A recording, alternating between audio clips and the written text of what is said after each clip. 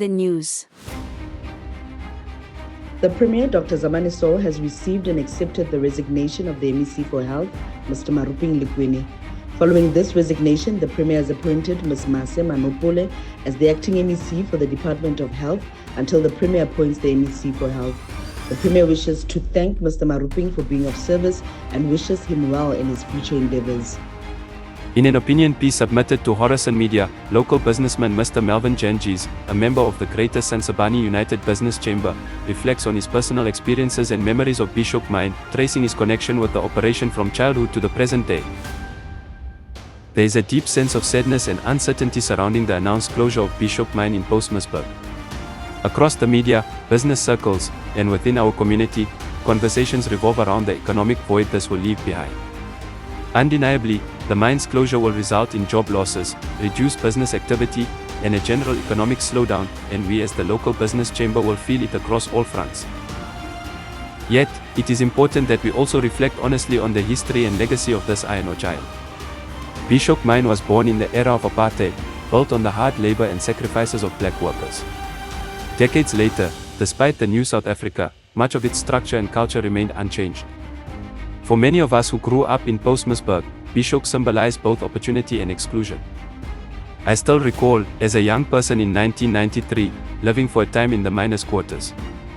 Even then, it was a place divided by race. I remember vividly how we, as black children, were not allowed to swim in the pool reserved for white residents. Years later, in 2000, when 3 of us applied for bursary support from the mine to further our studies, we experienced the same painful rejection. A senior white manager refused to even consider us, uttering words that cut deeply and revealed how far we still were from equality. That long 7-kilometer walk back to town remains etched in memory, a walk filled with silence, disappointment, and disillusionment.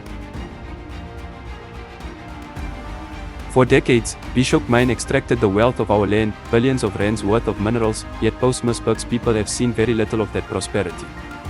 Today, our roads are broken, our street lights are out, our townships are dirty, and our people's health suffers from years of dust and neglect. The company's contributions to local development were, at best, minimal, often just enough to tick boxes for compliance with the Department of Mineral Resources and Energy. Even in its final days, Beeshoek's management showed arrogance and disregard for the community. Important stakeholder meetings were held in Kat 2 and Kimberley, not in Postmasburg, excluding many local voices, including that of the Greater Sansabani United Business Chamber, despite repeated requests to be heard. However, the closure does not mean the end of opportunity. There remains a lengthy rehabilitation process, and this time, local businesses and residents must be meaningfully included. Rehabilitation is not merely about restoring the land, it is about economic justice and community renewal. The story of Beeshoek Mine must serve as a powerful lesson for all mining operations across Sansabani and South Africa. Mining is temporary, but its impact, good or bad, lasts generations. The dust we breathe daily must one day yield more than profit for investors in distant cities. It must translate into better schools, healthcare, roads, safety, jobs, and local business growth. As Postmasburg stands on the edge of this transition, we say, from the dust of Beeshoek's decline, we will rise.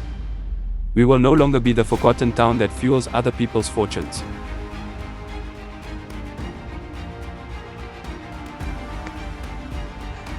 Kagiso Police Station have confirmed that 25-year-old Yoliswang Ganunu, who went missing on Friday, the 31st of October 2025, has been found on Friday, the 7th of November 2025, and returned home unharmed. Police expressed appreciation to the community for assistance regarding her safe return.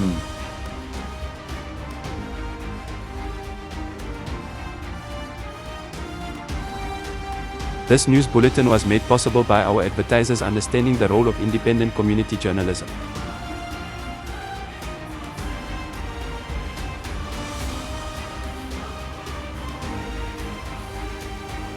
Horizon Media, Northern Cape.